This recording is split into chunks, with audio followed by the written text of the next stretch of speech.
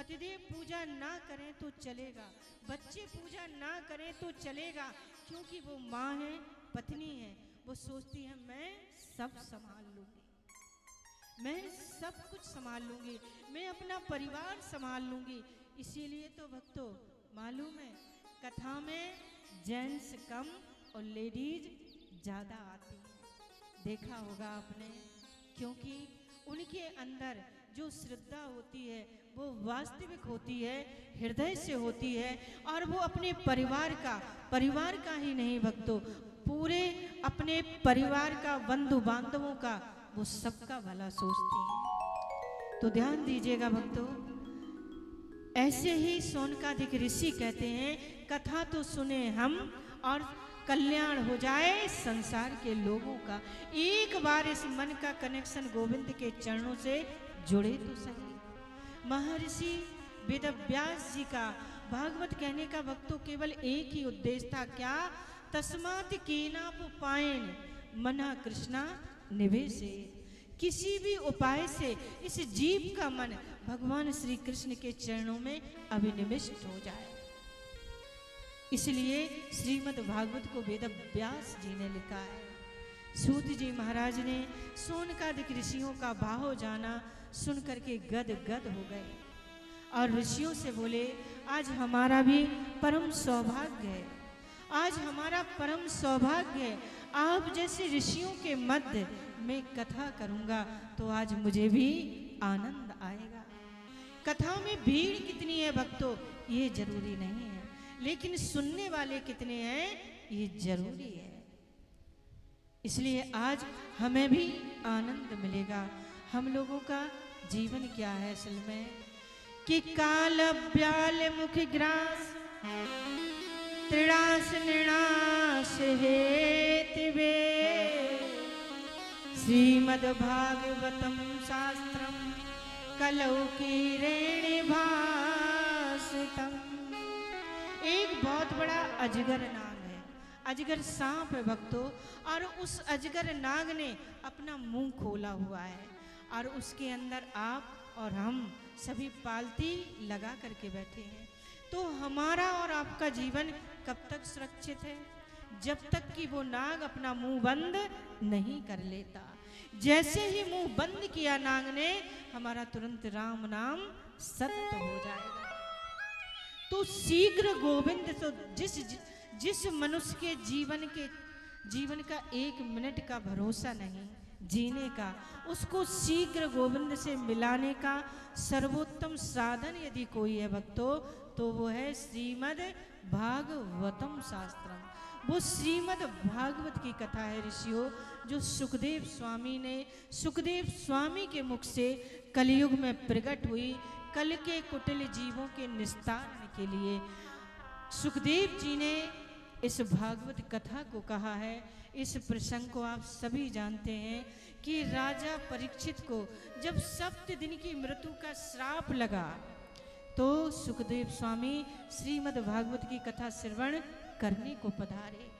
श्रीमद् भागवत की कथा श्रवण करा ही रहे थे, देवताओं को पता चला तो देवताओं के पास में भक्तों अमृत का कलश लेकर के आए।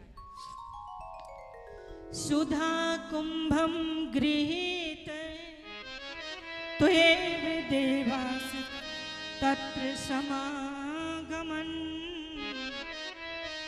सुखम नत्वा वदन सर्वे सुकार्य कुशला सुरा। जैसे ही भक्तों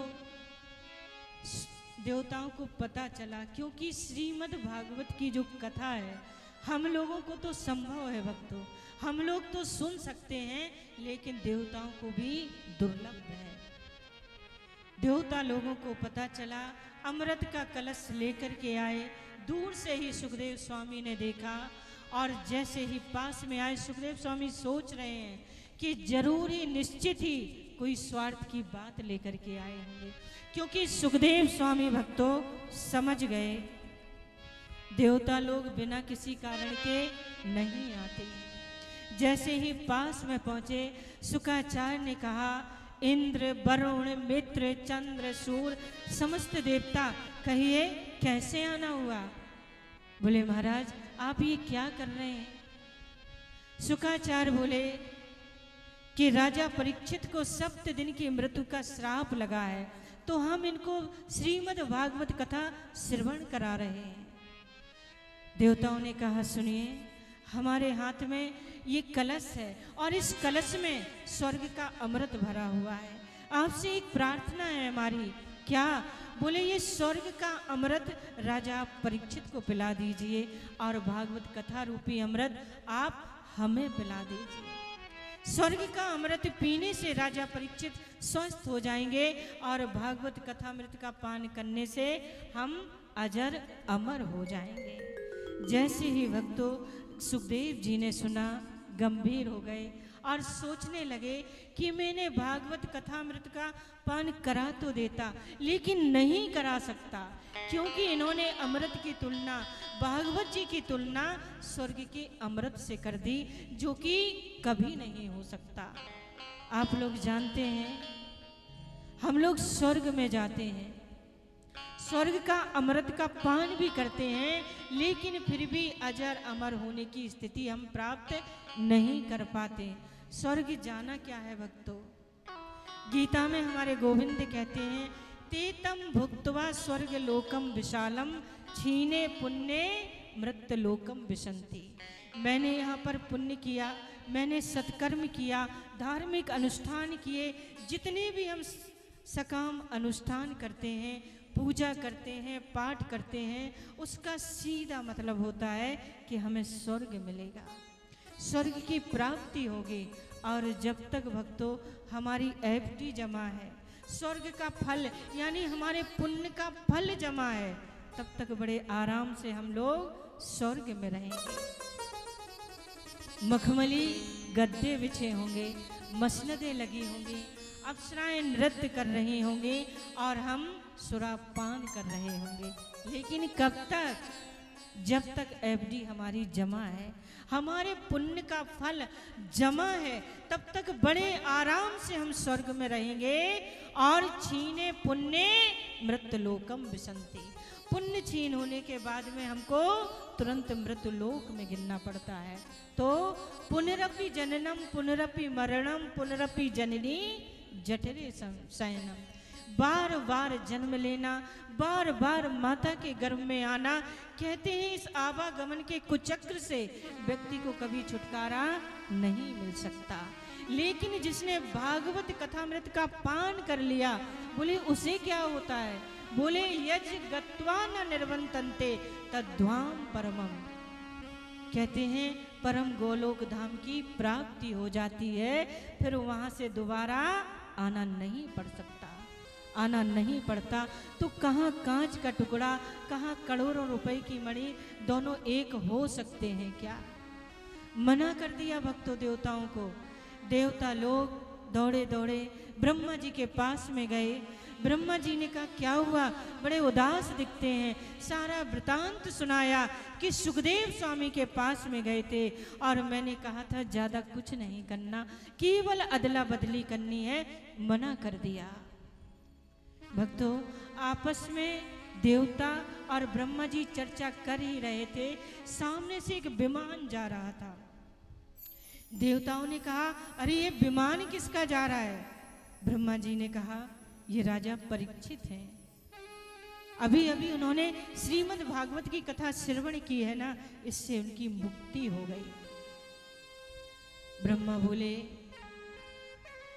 अरे पागलों, राज्ञो मोक्षम तथा वीक्षे पुरा धातापि विस्मिता,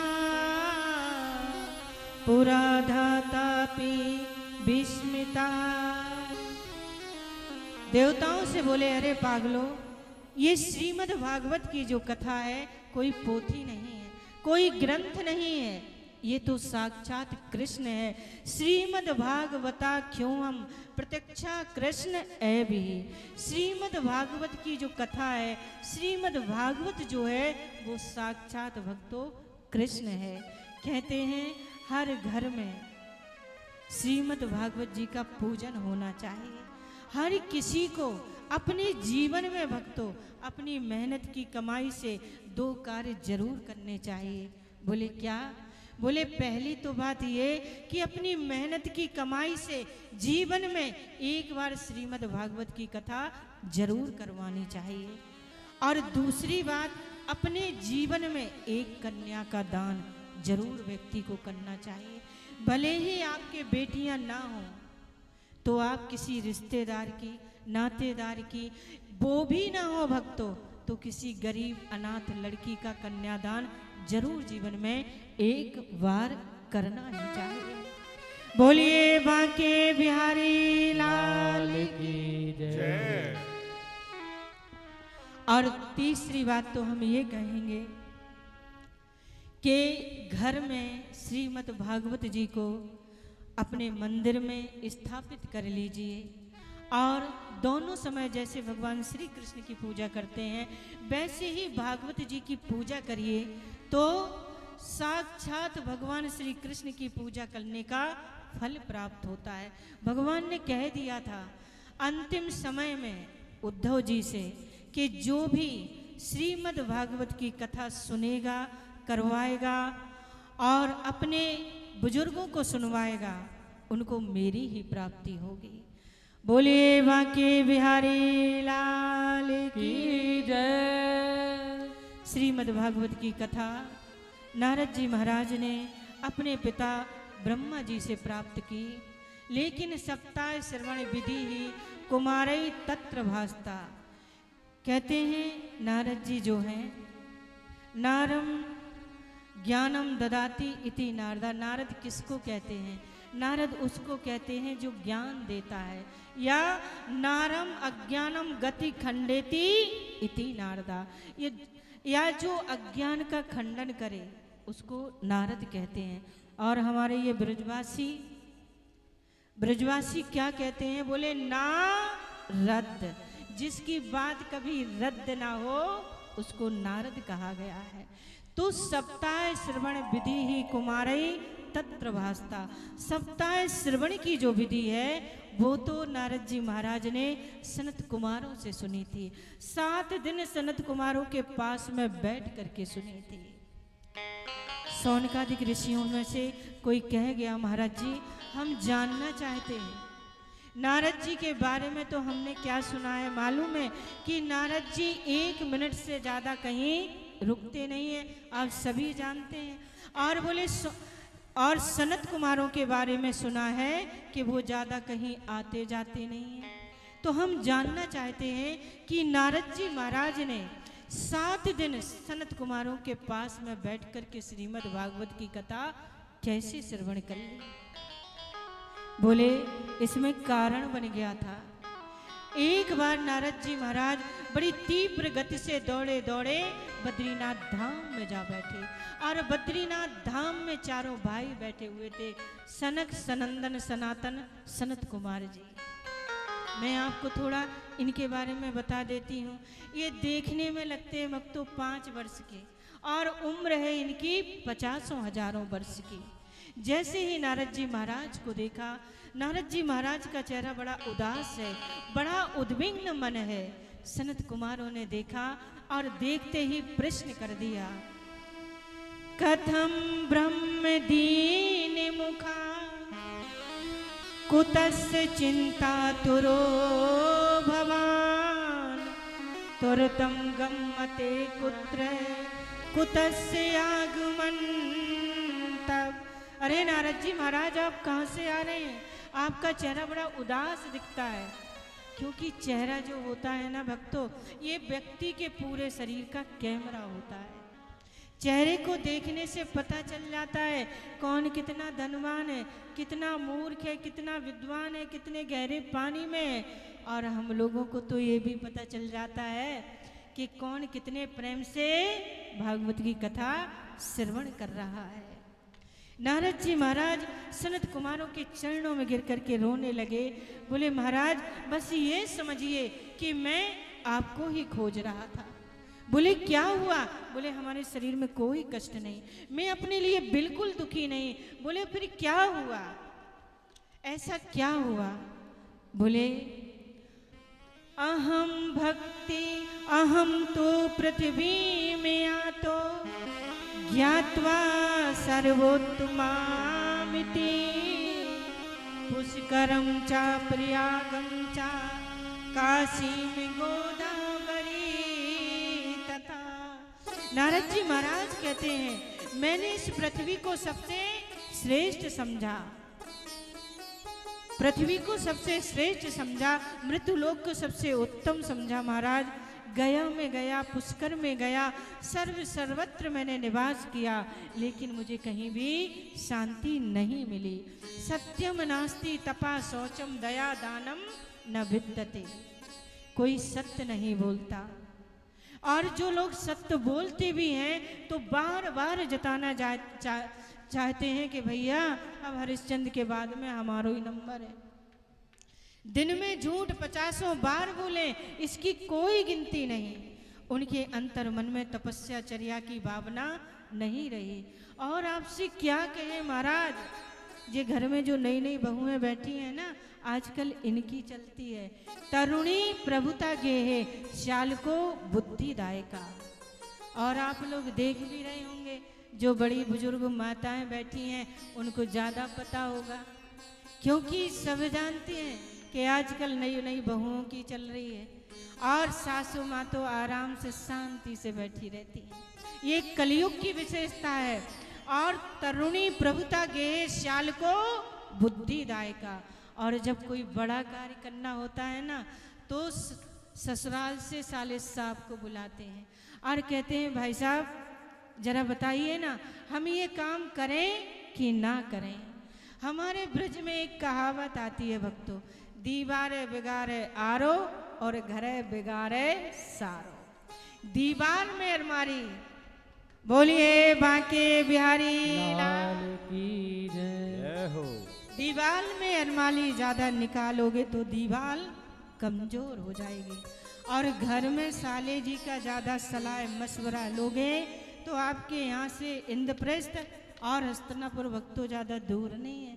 क्या हालत हुई मामा शकुनी की कृपा से। धृतराष्ट्र ने अपने साले के मशवरे को सदैव माना, कौरवों का विनाश हो गया। ध्यान दीजिए, बुजुर्गों का सम्मान करें तो घर में सुख समृद्धि बढ़ेगी। लेकिन महाराज ऐसा नहीं हो रहा है। मैं संतों के आश्रम में गया, उनका कहीं कोई आदर नहीं, न योगी नैव शुद्ध्योवा न ज्ञानी सत्क्रियो नरा। लेकिन कलयुग के सारे दुर्गुणों को देखता देखता जब मैं श्रीधाम वृंदावन पहुंचा, सनत कुमार चारों भाई भक्तों पालती लगा करके बैठ गए। बोले हाँ नारद, सारी दुनिया में भ्रमण करते करते जब तुम श्रीधाम वृंदावन में पहुंचे तो क्या देखा? क्योंकि भक्तों वृंदावन का नाम आते ही मुख मीठा होने लगता है, राधा रानी की याद आने लगती है।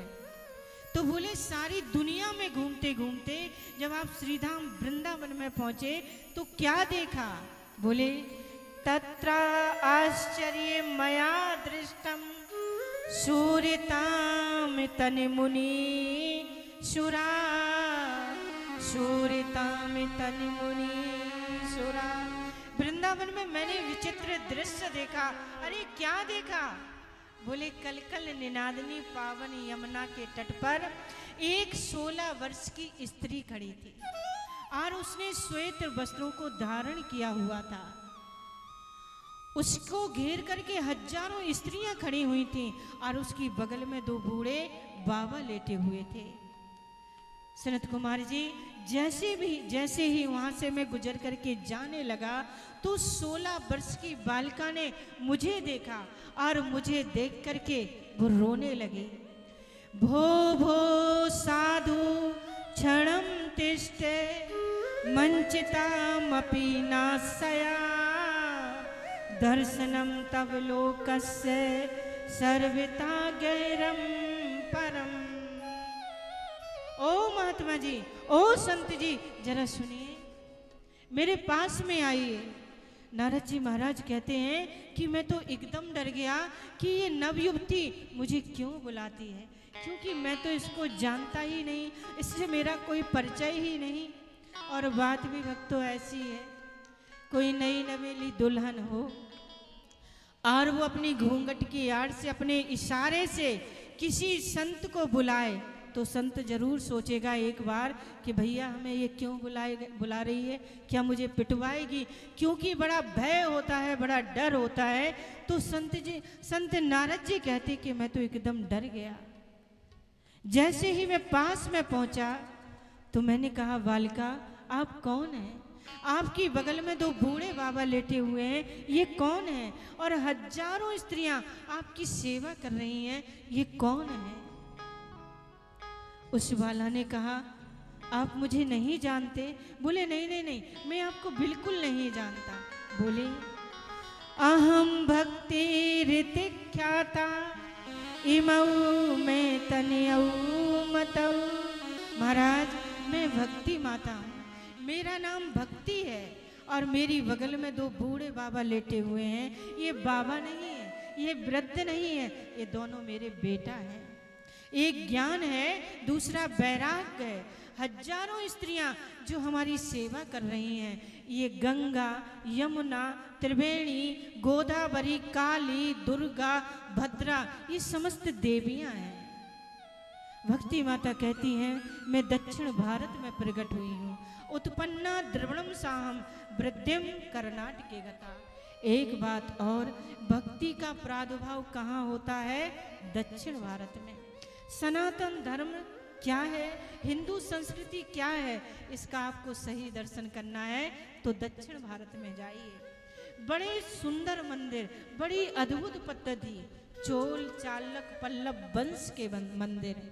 और एक बात और है भक्तों, जो दक्षिण भारत में रह करके आए हों वो जानते होंगे कि दक्षिण भारत के मंदिर की मूर्तियों को हम लोग छू नहीं सकते।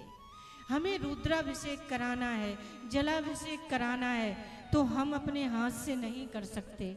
यहाँ पर तो पंडित जी करा देते हैं और हम खूब रगड़ रगड़ के शंकर भगवान को नहलाते हैं, लेकिन वहाँ पर ऐसा नहीं है। वहाँ के पुजारी जब अपरस में रह करके वेद मंत्रों के साथ में जब पूजन कराते हैं, रुद्राभिषेक कराते हैं, तो ऐसे लगता है कि इसमें से मूर्ति बोल ही पड़ेंगी क्या, भगवान बोल ही पड़ेंगे क्या। तो भक्ति माता कहती हैं कि दक्षिण भारत में हमारा प्राकट हुआ है।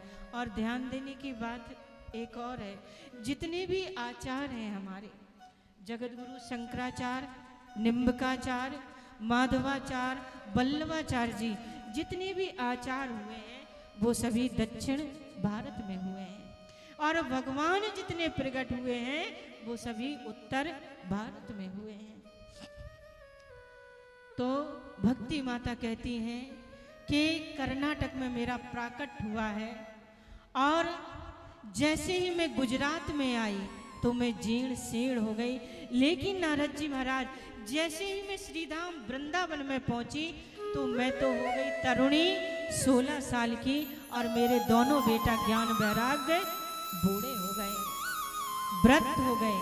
अब आपको तकलीफ इसलिए दी है कि आप सब सारे संसार के कष्ट को मिटाते हैं, तो मेरे भी कष्ट की निवृत्ति कीजिए। जैसे ही नारद जी महाराज को वक्तों पता चला कि ये भक्ति माता हैं, भक्ति माता के चरणों में वंदन किया और बोले, माँ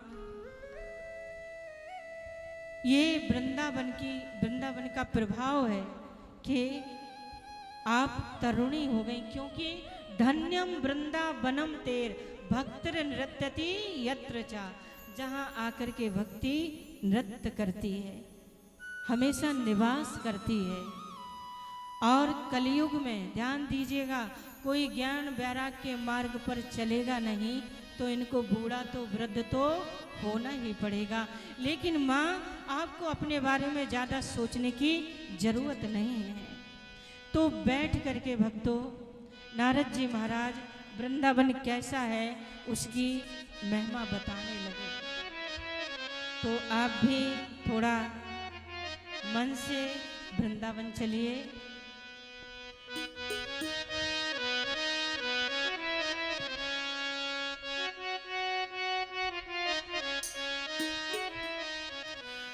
जरा चल के वृंदावन में देखो, सभी लोग अपने मन को वृंदावन लेकर के चलिए।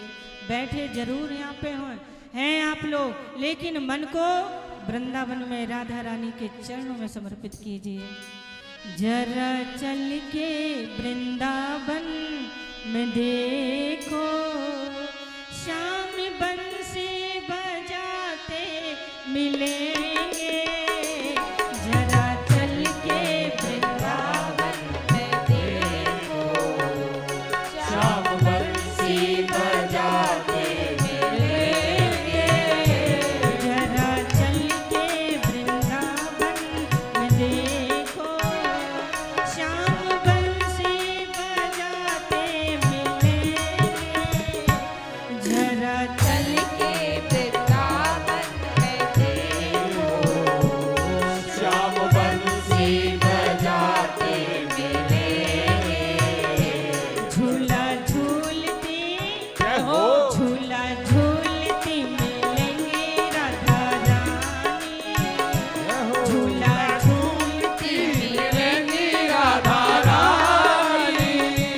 श्याम झूला झूला मिलेंगे। श्याम झूला झूलाते मिलेंगे। जरा चल के वृंदावन में देखो, जरा चल के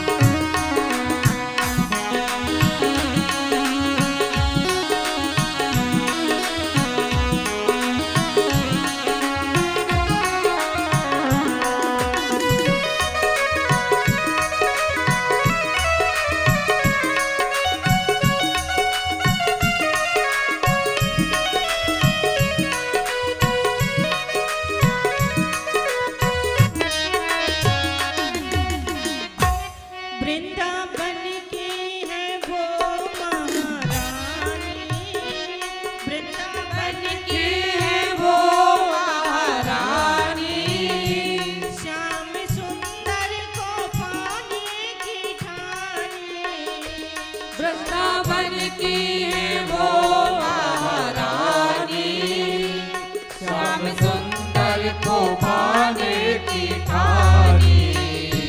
वृंदावन की है वो महारानी, श्याम सुंदर को पाने की ठानी। सेवा कुंज में, सेवा कुंज में चल के तो देखो, श्याम चरण दबाते मिले। जरा चल के वृंदावन में देखो, श्याम बंसी बजाते मिलेंगे। जरा चल के वृंदावन में देखो, श्याम बंसी बजाते मिलेंगे।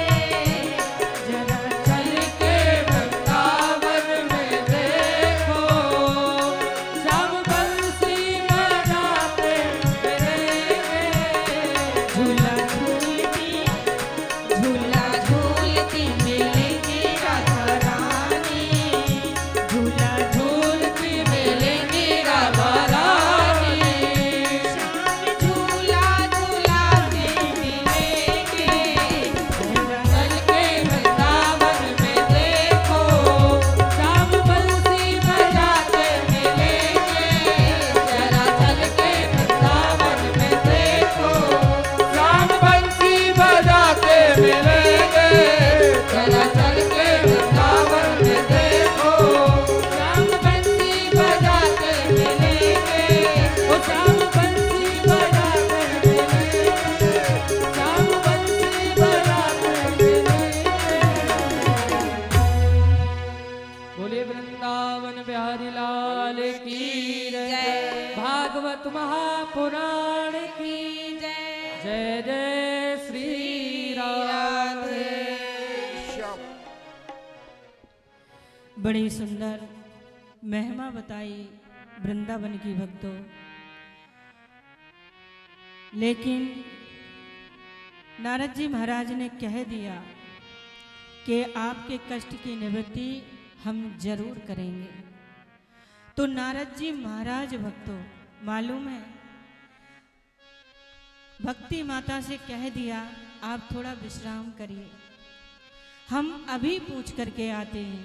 तो नारद जी महाराज बड़े बड़े संत महात्माओं के पास में गए और जाकर के कहने लगे कि जरा बताइए ना, ज्ञान भक्ति वैराग्य के कष्ट की निवृत्ति कैसे होगी? ज्ञान वैराग्य जो वृद्ध हो गए हैं कलयुग में, ये जवान कैसे होंगे?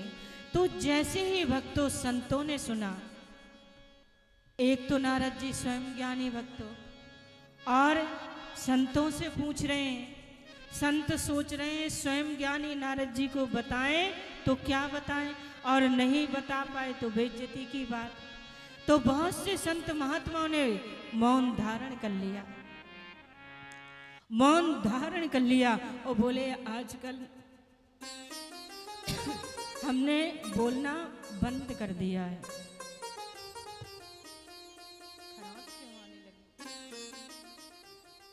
बोलिए बांके बिहारी लाल की जय। बहुत से संत महात्मा स्थान को छोड़कर के भाग लिए, बोले संत नारद पूछ रहे हैं, नहीं बता पाए तो बेइज्जती की बात।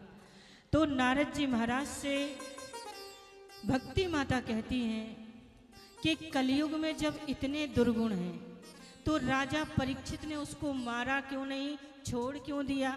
हमने सुना है कि राजा परीक्षित महाराज जब दिग्विजय के लिए निकले थे तो मार्ग में उनको कलयुग मिला था।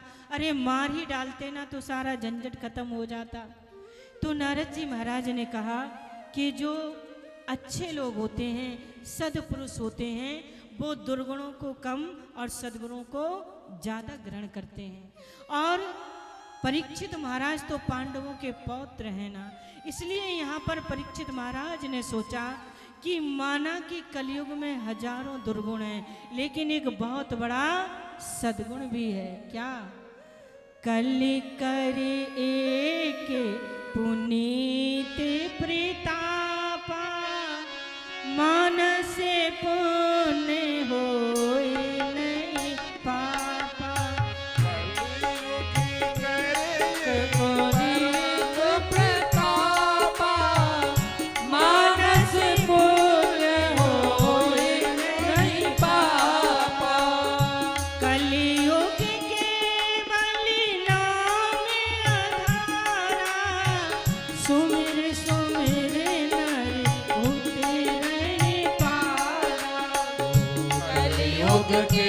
केवल नाम आधारा।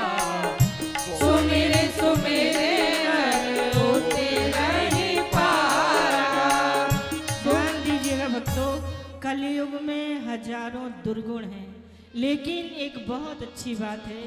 तुलसीदास जी महाराज कहते हैं, कलयुग सम नहीं आने योगे, जो नर कर विश्वास, गाए राम गुण गण विमल, भव तर विनय प्रयास। तो ऐसे सुंदर सद्गुणों को देख करके कलयुग को मारा नहीं, माँ 4 जगह पर निवास दे दिया, 4 जगह रहने के लिए कलयुग को दे दी गई। और ये जो बुढ़ापा आया है केवल तुम्हारे पुत्रों पर भी नहीं आया है, मनीषियों पर भी आया है, ब्राह्मणों पर भी आया है, सदग्रस्तों पर भी आया है।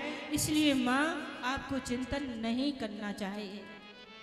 मैं आपसे बिल्कुल सत्य कहता हूँ कि खेद करने की जरूरत नहीं है। भक्ति माता ने देखा कि नारद कह रहे हैं खेद करने की जरूरत नहीं है, तो भक्ति माता ने भी कह दिया, जयति जगत माया यस्य काया धवस्ते, वचन रचन में कम केवलम चाकिलैया, ध्रुव पदमपिया तो यति कृपा तो ध्रुवोयम, सकल कुशल पात्रम ब्रह्मपुत्रम नतास्मि। भक्ति माता जानती हैं कि जिस जिस पर नारद जी की कृपा हुई है उसका कल्याण हुआ है। जयति जगत माया में यस काया धवस्ते, यानी कयादु नंदन जो प्रहलाद जी महाराज हैं, कहती है भक्ति माता कि हे नारद तुम्हारी ऐसी कृपा हुई कि उसने माया पर विजय प्राप्त कर ली। और ध्रुव जी महाराज को केवल 5-6 वर्ष की उम्र में ही क्या ध्रुव पद प्राप्त हो गया था, उच्च पद प्राप्त हो गया था, परमात्मा मिल गए थे। तुम्हें नमस्कार करती हूँ, वंदन करती हूँ। नारद ने फिर कह दिया एक बार, माँ खेद करने की जरूरत नहीं है, आपको बिल्कुल चिंता नहीं करनी चाहिए। ध्यान दीजिए भक्तों, विश्वास में बड़ी शक्ति होती है।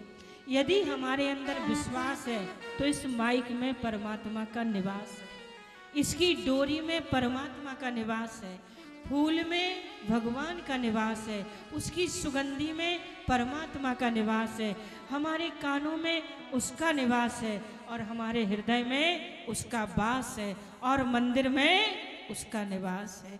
और अगर विश्वास नहीं भक्तों तो मंदिर में भी आपको भगवान नहीं पत्थर ही नजर आएगा। ये विश्वास की ताकत है। द्रौपदी चा परित्राता येन कौरव कस्मिलात्, पालिता गोप सुंदरया सा कृष्णा क्वापि नो गता। नारद जी महाराज कहते हैं, माता आपको याद नहीं द्रौपदी के जीवन में कितने संकट आए। द्रौपदी का जब वस्त्र हरण कर रहा था दुष्ट दुशासन, लेकिन भगवान को जब द्रौपदी ने पुकारा तो उनको आने में देरी लगी क्या।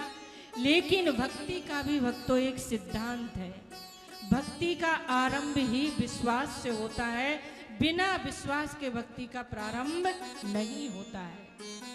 परमात्मा मेरे साथ हैं, ये विश्वास अपने हृदय में जगाओ। जरा आप लोग विचार करो, जब द्रौपदी का वस्त्र हरण हो रहा था तो हमारे कन्हैया कहाँ थे? बोले उसी सभा में बैठे थे। भैया जो कण कण में निवास करता है, क्या कौरव पांडवों की सभा में नहीं था? लेकिन हमारे अंदर विश्वास है। वाल्मीकि रामायण में एक बात आती है कि भगवान भी इस बात की अपेक्षा करते हैं, क्या? रक्षा अपेक्षाम अपेक्षते। भगवान इस बात की आशा रखते हैं कि जीव मुझको पुकारे, मेरी याद करे, मुझे बुलाए मुझे और कुछ नहीं चाहिए। भगवान ये कभी नहीं कहते भक्तों कि हमारा मंदिर करोड़ों रुपए का बनवाओ। भगवान ये भी कभी नहीं कहते कि मंदिर करोड़ों रुपए का बन गया तो उसका छत्र सोने का ही होना चाहिए।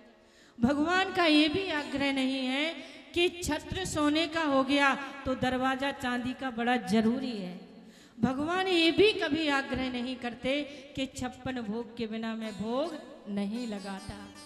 भगवान का तो भक्तों केवल एक ही आग्रह है कि विश्वास में भर करके मुझे पुकारो, विश्वास पूर्वक मेरा चिंतन करो, केवल विश्वास।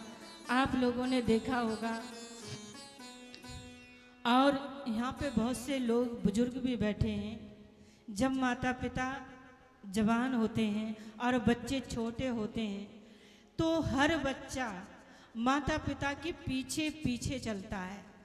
यानी उसको जो कुछ भी संसार में जो भी जरूरत की चीज़ें हैं अपने पिता से चाहता है, माता पिता से मांगता है।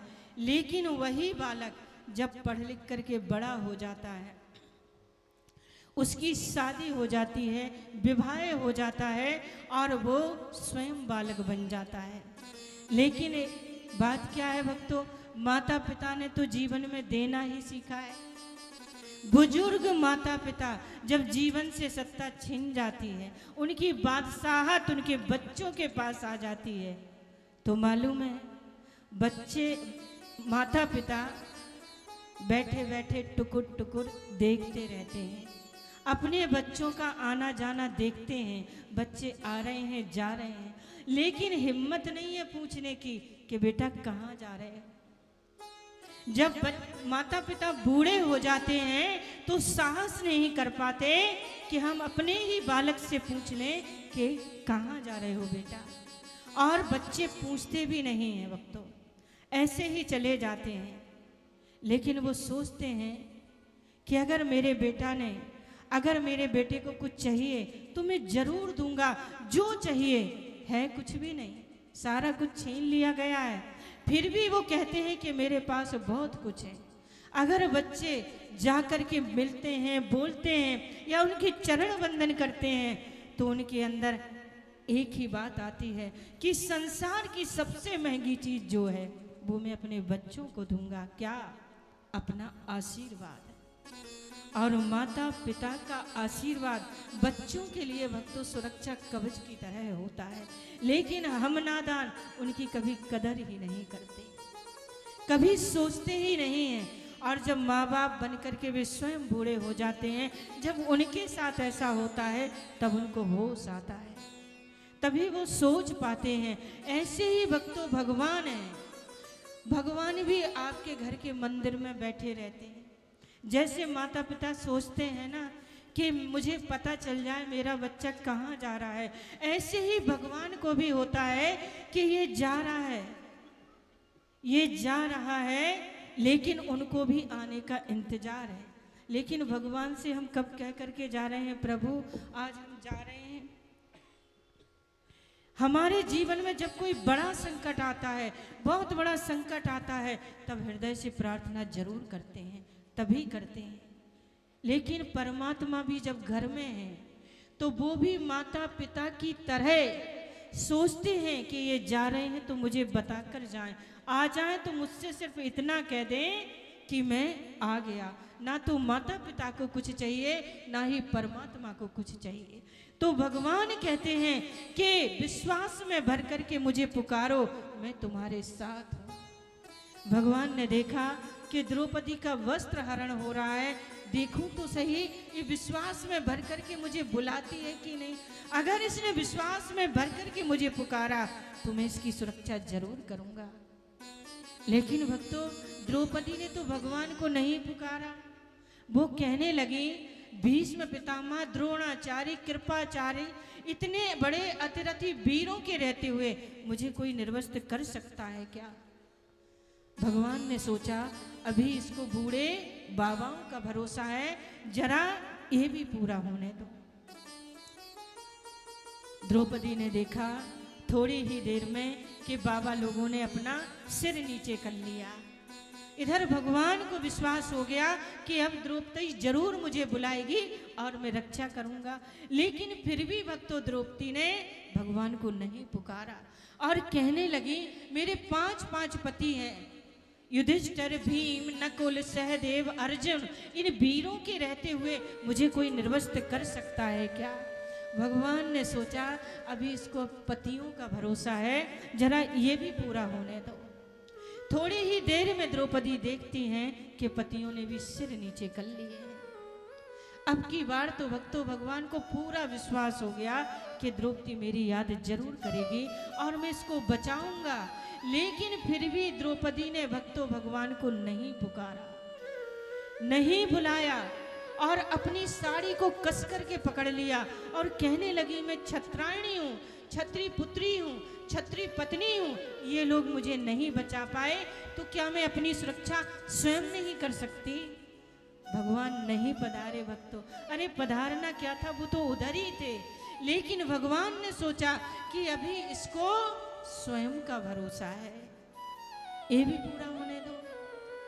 लेकिन कुछ देर बाद द्रौपदी ने देखा बाबा लोग कुछ बोलते नहीं हैं, पतियों ने सिर नीचा कर लिया और मैं भी अपनी सुरक्षा कर पाने में असमर्थ हूँ, तो भक्तों साड़ी को भी छोड़ दिया, साड़ी छोड़ करके दोनों हाथ ऊपर उठा लिए और कहने लगी गोविंद द्वारिका वासिन कृष्ण गोपी जन प्रिया कौरवै परिभूतां किम न जानासि केशवा। हे नाथ हे मानाथ हे ब्रजनाथ आरत नासिनम, हे ब्रजनाथ आरत नासिनम। हे गोपीजन वल्लभ, हे राधिका वल्लभ, हे द्वारकाधीश प्रभु, क्या आपको द्रौपदी की परिस्थिति का ज्ञान नहीं है? किस प्रकार से इस भरी सभा में हमारा अपमान हो रहा है, आपको दिखाई नहीं देता? कहते हैं ऐसे विश्वास में भर करके जब द्रौपदी ने गोविंद को पुकारा तो सारी बीच नारी है कि नारी बीच सारी है, सारी ही किनारी है कि नारी की साड़ी है। महारथी वीर दुशासन की भक्तों भुजाएं तक गईं और थक करके जमीन में गिर पड़ा, लेकिन जरा सा भी अंग से वस्त्र नहीं हटा सका और मूर्छित होकर के धड़ाम से पृथ्वी पर गिर पड़ा। अपबल तपबल और बाहुबल चौथो है बलिदान, सूर्य किशोर कृपा से सब विधि हारे को हरिनाम, सुनेरी मैंने निर्बल के बलराम। ध्यान दीजिएगा भक्तों, जब व्यक्ति के साले भर छीण हो जाते हैं तब गोविंद की याद करता है। यदि पहले से ही याद करता चले तो हमारे जीवन में संकट आएंगे ही क्यों? तो नारद जी महाराज कहते हैं कि द्रौपदी की आबरू को सुरक्षित किया, सा कृष्णा क्वापनो गता, तो वो कृष्ण आज कहीं चले नहीं गए। माँ आज भी घट घट में निवास करते हैं। भगवान को ढूंढने हमें कब जाना पड़ता है? कब? जब हमारे अंदर विश्वास की कमी होती है। इसी विश्वास की कमी की वजह से कभी हम जंगल में खोजते हैं, कभी गंगा यमुना में डुबकी लगा करके खोजते हैं, कभी तीर्थों में खोजते हैं, लेकिन विश्वास जिस दिन हृदय में आ जाएगा उस दिन खोजने नहीं जाना पड़ेगा, बल्कि वो तुम्हें खोजते खोजते तुम्हारे पास आ जाएगा। सह कृष्णा क्वापनो गता, ये विश्वास की ताकत है भक्तों। बोलिए बांके बिहारी लाल की जय। तुम्हें डरना नहीं है माँ, क्योंकि त्वयं तु भक्ति प्रिया तस्य सततं प्राणितोऽधिका, त्वया हूतस्तु भगवान याति नीच गिरे स्वपि। नारद जी महाराज कहते हैं माता तुम तो भगवान को सर्वाधिक प्रिय हो, परमात्मा को तुम सबसे ज्यादा प्रिय लगती हो। जिसके घर में तुम चली जाती हो, ध्यान दीजिएगा, जिसके घर में भक्ति चली जाती है, चाहे वो कर्माबाई का घर सही, चाहे सदना कसाई का घर सही, चाहे सबरी बिलनी का घर सही, जिसके घर में भक्ति चली गई वहां तो गोविंद को जाना ही पड़ेगा, आना ही पड़ेगा। यात नीच गृह सपी, कैसे भी निष्कृष्ट व्यक्ति का घर क्यों ना हो, वहां पर भगवान को जाना ही पड़ेगा। इसलिए मैं बिल्कुल सत्य कहता हूं, सत्यादि त्रियुगे बौद्ध वैराग्यो मुक्ति साधिकौ कलौ तो केवला भक्तिर ब्रह्म सायुज्य कारिणी। नारद जी महाराज कहते हैं जैसे सतयुग, त्रेता, द्वापर, जितने भी युग थे भक्तों, इनमें तो बड़ी बड़ी तपस्या की जरूरत थी, बड़े बड़े यज्ञों की जरूरत थी, बड़े अनुष्ठानों की जरूरत थी। लेकिन कलयुग में तो केवल भगवान के चरणों की भक्ति को अपना लो, केवल गोविंद के चरणों की विशुद्ध प्रेमाश्रया भक्ति को जीवन में अपना लो, भगवान तुम्हें छोड़ करके नहीं जा सकते। माँ, आपके बेटा जो ज्ञान वैराग्य हैं, इनका बढ़ापा मैं दूर करूंगा और आपको जन जन में प्रतिष्ठित करूंगा। और यदि ऐसा नहीं कर पाया तो तदा नाहम हरेर दासो लोके त्वाम न प्रवर्तये, मैं भगवान का दास नहीं कहलाऊंगा, भक्त नहीं कहलाऊंगा। क्योंकि अंगीकृतनम सुकृतनो परिपालयन्ति, संतों का स्वभाव होता है भक्तों, उनके मुख से जो वचन निकल जाए, जानती है भक्ति माता, उस वचन को संत जरूर पूरा करते हैं। तो मालूम है ज्ञान वैराग के बुढ़ापे को दूर करने के लिए नारद जी महाराज ने वेद का पाठ आरंभ किया। जैसे जैसे पाठ बढ़ता जाए दोनों जवान होते जाएं, और जैसे ही पाठ को विश्राम दें दोनों बूढ़े होकर के फिर लेट जाएं। वेद वेदांत का पाठ किया, जैसे ही पाठ बढ़े और जवान होने लगे दोनों, लेकिन पाठ को विश्राम दें तो फिर बूढ़े होकर के लेट जाएं। नारद जी महाराज सोच रहे हैं कि ये तो सब गड़बड़ होता जा रहा है। गीता जी का बार बार पाठ किया, गीता सुगीता कर्तव्या किमन्नई शास्त्र विस्तरई या स्वयं पद्मनाभस मुख पद्मा विनिसृता। गोविंद के मुख से निकलने वाली गीता का नारद जी ने बार बार पाठ किया। लेकिन भक्तों जैसे ही पाठ बढ़े दोनों जवान, और पाठ को विश्राम दें दोनों बूढ़े होकर के लेट जाएं। अब भक्ति माता भी बड़े स्नेह भरी दृष्टि से देख रही हैं। बोले माँ, कह रही है ना भक्ति माता नारद जी से, बोले बाबा तुम्हारे तंत्र मंत्र तो कुछ काम कर नहीं रहे, तुम्हारे वेद मंत्र तो कुछ काम कर नहीं रहे। तो नारद जी को भक्तों चिंता हो गई, बड़ी बलवती चिंता हो गई, और दौड़ते दौड़ते सभी आश्रमों में गए। लेकिन जैसे भी आश्रमों में पहुंचे सभी संत वहां से भाग लिए। तो एक बात आती है कि मन में भक्तों आप सभी लोग बैठे हैं, मन में कभी ज्यादा उद्वेग आ जाए, मन जब ज्यादा व्यग्र हो जाए तो अपने मन की बात जगह जगह मत कहिए, इसे मत सुनाइए, उसे मत सुनाइए। क्यों? क्योंकि एक बात गीता में और भी लिखी है, सुधर्मे निधनम श्रेया पर धर्मो वह वह। आप ज्यादा व्यग्र हो जाएं, कोई भी शंका का समाधान ना हो रहा हो तो नेत्र बंद करके अपनी आत्मा से ही पूछने का प्रयास करो, तो आत्मा से ही आपको जवाब मिल जाएगा। लेकिन एक बात है, भगवान स्वधर्मे निधनम श्रेया क्यों कह रहे हैं? स्वधर्म की बात तो उस समय मतलब यूं कहें कि वहां पर तो जब भगवान श्री कृष्ण थे तो वहां पर तो केवल एक ही धर्म था। कौन सा धर्म? सनातन धर्म। धर्मों का तो बोलबाला इस कलयुग में, जातियों का धर्मों का बोलबाला हिंदू मुस्लिम सिख ईसाई और इनकी कितनी एक में से कई कई शाखाएं निकली हुई हैं। तो उस समय तो ऐसी बात नहीं थी। तो भगवान श्री कृष्ण ने स्वधर्म क्यों कहा?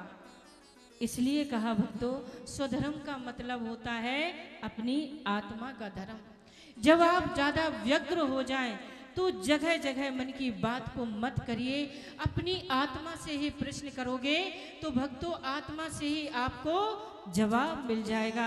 नारद जी महाराज ने नेत्र बंद किए और हृदय रूपी आकाश में प्रवेश किया और आत्मा से प्रश्न किया तो उनके हृदय रूपी आकाश से भक्तों आकाशवाणी हुई, हे नारद, तुम ज्ञान वैराग के बुढ़ापे को दूर करना चाहते हो, भक्ति माता के कष्ट की निवृत्ति करना चाहते हो, तो तुमको सत्कर्म करना चाहिए। बिना सत्कर्म के कुछ संभव नहीं है। नारद जी महाराज बोले, हे भगवान, इस आकाशवाणी ने तो मुझे और झंझट में डाल दिया। अरे वेद का पाठ भी तो सत्कर्म है, वेदांत का पाठ भी तो सत्कर्म है, गीता का पाठ भी तो सत्कर्म है। जब इन पाठों से कुछ नहीं हुआ तो मैं अब क्या पाठ करूं? तो हमने कहा था ना, दौड़े दौड़े बद्रीनाथ धाम में आए। बद्रीनाथ धाम में चारों भाई बैठे हुए थे और उन्होंने चरणों में गिर करके कहा, भगवान बस हमारी चिंता का यही कारण है। भक्ति माता को जो हमने वचन दिया है, वृंदावन में बैठी हैं, बड़ी दुखी हैं, क्या करूं? चारों भाई सनत कुमार हंसने लगे और कहने लगे, नारद बस जरा सी बात पर तुम इतने व्यथित हो गए, इतने चिंतित हो गए। बोले, सुनिए, ये जरा सी बात आपको लगती होगी, मेरा तो बहुत बड़ा संकट है, मेरी तो बड़ी विचित्र हालत हो रही है, मैं तो बड़ा चिंतित हो रहा हूं। तो सनत कुमारों ने मुस्कुरा करके कहा, नारद, सत्कर्म सूच को नूनम ज्ञानी यज्ञा स्मृतो बुधई श्रीमद्भागवत लापा सतु गीता शुक्रादिवी। इसके लिए तुम्हें श्रीमद् भागवत ज्ञान यज्ञ करना चाहिए। श्रीमद् भागवत सप्ताह ज्ञान यज्ञ करो। संसार के जितने भी भक्तों अनुष्ठान हैं, केवल श्रीमद् भागवत का जो अनुष्ठान है उसको ही हम केवल ज्ञान यज्ञ कह सकते हैं, और किसी को भी ज्ञान यज्ञ नहीं कहा गया है। तुम ज्ञान यज्ञ करोगे, श्रीमद् भागवत की कथा करोगे, तो इससे तीनों की निवृत्ति हो जाएगी, ज्ञान, वैराग और भक्ति की। नारद जी महाराज बोले, वेद के पाठ से कुछ नहीं हुआ, वेदांत के पाठ से कुछ नहीं हुआ, गीता जी से कुछ नहीं हुआ, तो महाराज भागवत जी की जो कथा है तो क्या ये इससे भी श्रेष्ठ है? बोले, सुनिए, बिना वेद के भागवत का अस्तित्व नहीं। वेद रूपी जो कल्पवृक्ष है, उस वेद रूपी कल्पवृक्ष का पका हुआ फल ही श्रीमद् भागवत की कथा है। बिना वेद के भागवत का अस्तित्व नहीं, जैसे बिना वृक्ष के फल का अस्तित्व नहीं। लेकिन हमको पता है जे आम का पेड़ लगा है और इसी से फल आने हैं, तो फल का इंतजार क्यों करें? इसकी डालियां ही तोड़ करके खाने लग जाएं तो दांत भले आपके टूट जाएं, लेकिन आपका मुख मीठा नहीं हो सकता। आपका मुख तो जब ही मीठा होगा जब अमृतमय रस को आप चूसेंगे, खाएंगे। भक्तों बोलिए बांके बिहारी लाल की जय। क्योंकि भक्तों भागवत की कथा में समझ लीजिए त्रिवेणी है, भक्ति, ज्ञान और वैराग की। इसमें जो अवगाहन करते हैं, जो डुबकी लगाते हैं, केवल वही इसका मर्म समझ पाते हैं। इतना अद्भुत ग्रंथ है भक्तों। क्या भक्ति, क्या वेदांत, क्या मीमांसा, क्या योग और क्या दर्शन, सभी कुछ तो भागवत में भक्तों भरा पड़ा है। यदि हम निष्ठा से, नियम से 7 दिन कथा श्रवण करें तो पक्की बात है 8वें दिन से व्यक्ति के जीवन में परिवर्तन आने लग जाता है। नारद जी महाराज ने सनत कुमारों से हाथ जोड़ करके कहा, महाराज अब तो हमारा मन कर रहा है कि भक्ति माता के निमित्त यदि आपके श्रीमुख से श्रीमद् भागवत की कथा हो जाए तो कैसा रहेगा?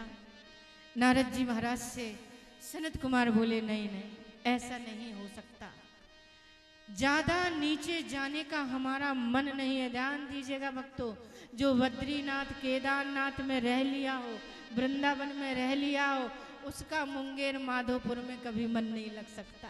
इसलिए नारद जी महाराज कहते हैं, नारद जी महाराज से कहते हैं कि ज्यादा नीचे जाने का मन नहीं है। यदि आप चाहो तो हम थोड़ा नीचे उतरते हैं और भक्ति माता थोड़ी आगे आए तो हरिद्वार में गंगा माँ के पावन तट पर एक आनंद नाम का तट है। यदि वहां पर श्रीमद् भागवत की कथा कर ली जाए तो बोले पधारो भगवान। बड़ी सुंदर भक्तों व्यास गद्दी बनाई गई और व्यास गद्दी बड़ा सुंदर व्यास गद्दी बनाई गई और व्यास गद्दी बना करके ध्यान दीजिए, कथा कष्ट की निवृत्ति के लिए भक्ति माता की वृंदावन में नहीं हो सकती है और ज्ञान वैराग को लेकर के भक्ति माता कहाँ बैठी हैं? वृंदावन में। लेकिन सनत कुमारों का मन नहीं है जाने का, तो हरिद्वार में कथा हो रही है। बड़ी सुंदर हरिद्वार में आंदन नामक तट पर व्यास गद्दी बनाई गई और तुलसी जी का स्थापन किया गया। कहते हैं कि श्रीमद् भागवत की कथा में तुलसी जी का विरवा जरूर होना चाहिए, जो आप लोगों के समक्ष है और नित्य प्रतिदिन आप तुलसी माँ का दर्शन करेंगे, क्योंकि भगवान श्री कृष्ण को तुलसी महारानी बड़ी प्रिय हैं। बोलिए तुलसी महारानी की जय। जब श्रीमद् भागवत की कथा की जाती है तो उसमें एक प्रधान यजमान होता है, जो हमारे परीक्षित महाराज हैं। आप लोग देख सकते हैं जिन्होंने कलश धारण किया था और श्रीमद् भागवत की कथा को लेकर के चले थे, वही हमारे परीक्षित महाराज हैं। नाम तो हमें नहीं पता है, लेकिन हमारे समक्ष ही बैठे हुए हैं। तो जो प्रधान यजमान होते हैं वो सबसे आगे बैठ करके कथा श्रवण करें पत्नी के साथ में। और कोई कभी संत महात्मा कथा कराते हैं भैया, तो वो फक्कड़ बाबा हैं, कैसे भी अकेले कहीं पे भी बैठ जाएं कोई फर्क नहीं पड़ता। नारद जी महाराज व्यास गद्दी पर चारों भाई सनत कुमार विराजमान हुए। ध्यान दीजिए भक्तों, ये पहली ऐसी कथा है कि व्यास 4 हैं, सनत कुमार चारों भाई बैठे हैं और श्रोता कौन है? केवल एक है, नारद जी। नारद जी महाराज ने 3 आसन बिछाई, एक ज्ञान के लिए भागवत जी के सामने, एक बैराग के लिए, एक भक्ति माता के लिए, और उन्हीं के समक्ष उन्हीं के बगल से एक अपनी आसन डाली और हाथ में जल लेकर के संकल्प कर दिया, हे भक्ति माता, ज्ञान बैराग के कष्ट की निवृत्ति के लिए हम हरिद्वार में आपके कष्ट की निवृत्ति के लिए श्रीमद् भागवत ज्ञान महायज्ञ का आयोजन कर रहे हैं। आप ज्ञान बैराग को लेकर के शीघ्र अतिशीघ्र हरिद्वार में पधारें। जब व्यास गद्दी पर सनत कुमार जी बैठ गए और कीर्तन प्रारंभ हुआ भक्तों, लेकिन जैसे ही कीर्तन प्रारंभ हुआ, बोलिए बांके बिहारी लाल की जय। जैसे ही कीर्तन प्रारंभ हुआ, लेकिन जब आंख खोल करके देखा, कीर्तन जब संपन्न हुआ, पहले कौन था? केवल भक्तों नारद जी महाराज थे। लेकिन जैसे ही कीर्तन संपन्न हुआ, आंख खोल करके देखा तो हजारों लोग सनत कुमार जी के सामने बैठे हैं। बड़े बड़े संत महात्मा ज्ञानी अमलात्मा योगी अपने भजन को समाधि को छोड़ करके दौड़ पड़े हरिद्वार में श्रीमद् भागवत की कथा श्रवण करने के लिए, क्योंकि सनत कुमार जी कर रहे हैं भक्तों। और बड़े बड़े संत आए, और भागवत में तो लिखा है कि वेद भी ऋषि बनकर के श्रीमद् भागवत की कथा श्रवण करने के लिए पधारे। वेद की ऋचाएं श्रीमद् भागवत की कथा सुनने के लिए ऋषि बनकर के पधारी। बड़े बड़े सदग्रस्त लोग भी आए, और जो लोग नहीं आते थे कथा में, उनको भृगु ऋषि जबरदस्ती पकड़ करके लाते थे। अरे क्या घर में ही बैठे रहोगे, चलो चलो, हैं? सनत कुमार जी कथा कर रहे हैं, तो जबरदस्ती पकड़ करके लाते थे कथा सुनवाने के लिए। तभी से भक्तों कुछ ऐसी परंपरा बन गई है कि श्रीमद् भागवत की कथा में किसी को इनविटेशन देने की जरूरत नहीं है। निमंत्रण कार्ड ना पहुंचे तो बुरा मत मानना, कोई निमंत्रण की जरूरत नहीं है। इसमें तो भक्तों आप लोग कथा सुन रहे हैं, तो कथा सुनने का तो पूरा पूरा फल आपको मिलना ही है, ये पक्की बात है। लेकिन आप अपने साथ में अपने अड़ोसी पड़ोसी सगे संबंधी नाते रिश्तेदारों को भी अगर कथा सुनवाने के लिए भागवत प्रांगण में लाते हैं, यहाँ पर पंडाल में लाते हैं, तो 10% और इसका आपको फल अधिक प्राप्त होगा। तो भक्तों ध्यान दीजिएगा, कल से आप लोगों को ऐसे ही कथा नहीं सुननी है, जहाँ जहाँ तक इसकी गूंज जा चुके, जहाँ जहाँ तक आप लोग बुला सको, सभी लोग भागवत कथा सुनने के अनुरागी बन सकते हैं। तो आइए भक्तों, जब सनत कुमारों ने कीर्तन किया तो हम लोग भी थोड़ा कीर्तन कर लेते हैं। बोलिए बांके बिहारी लाल।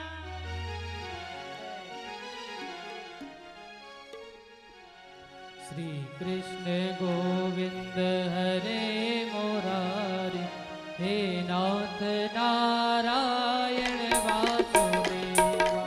श्री कृष्ण गोविंद हरे मुरारी, हे नाथ नारायण वासुदेवा। श्री कृष्ण गोविंद हरे मुरारी, हे नाथ नारायण वासुदेवा।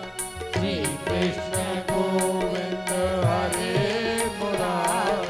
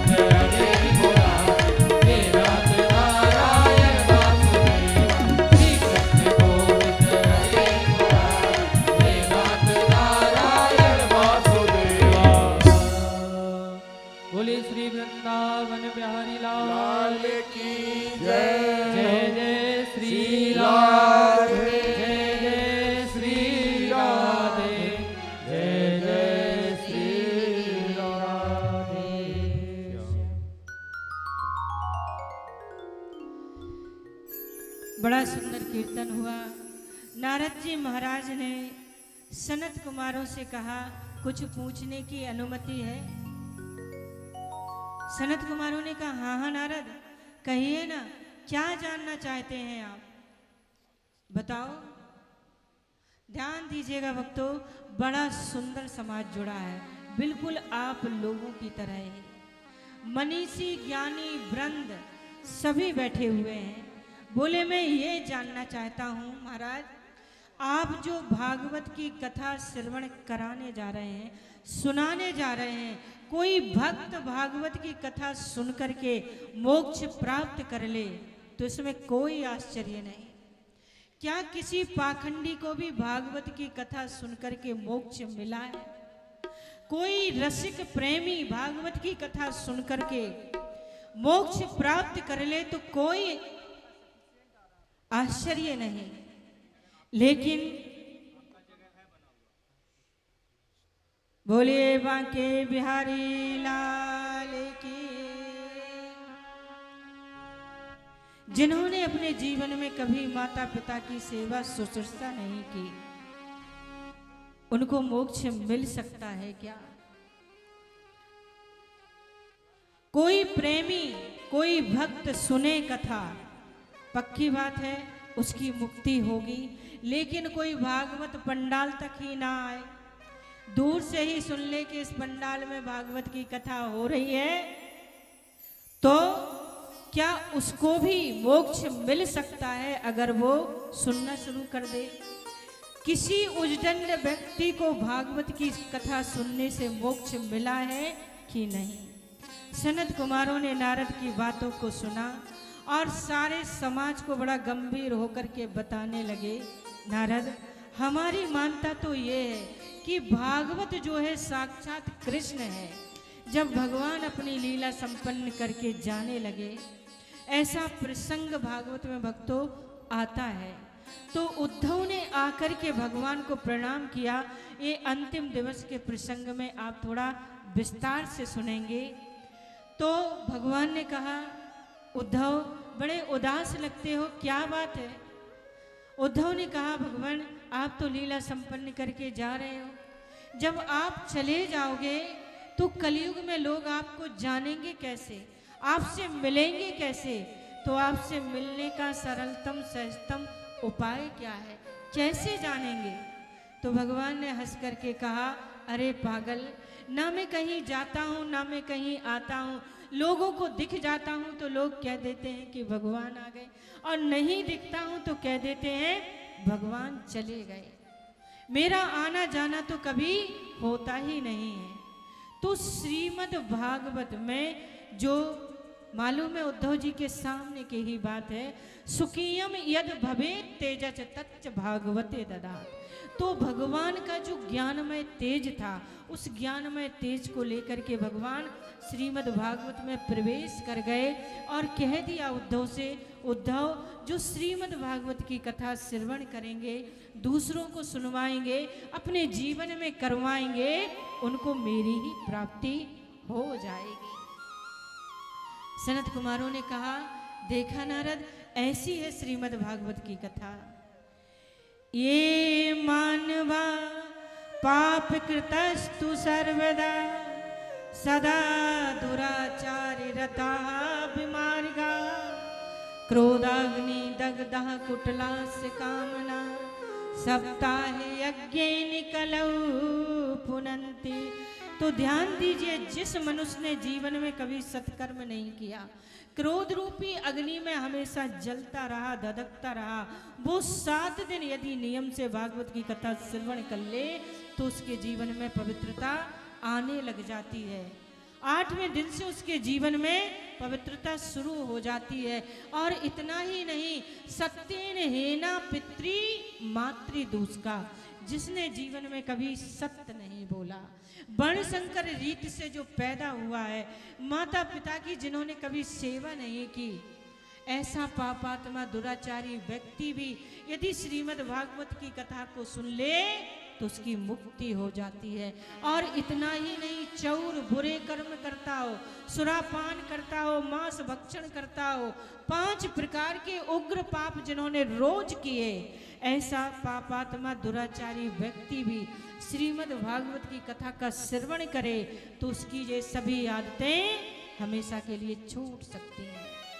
सनत कुमारों ने कहा, नारद इतना ही नहीं, पाप कर्म करते करते जिसकी अकाल मृत्यु हो जाए और अकाल मृत्यु होने के बाद वो भूत प्रेत की योनि में चला जाए, और जब भूत प्रेत की योनि में चला जाए उसके निमित्त, उसके उद्धार के निमित्त यदि श्रीमद् भागवत की कथा करा दी जाए तो उसकी प्रेत योनि छूट जाती है, उसकी मुक्ति हो जाती है।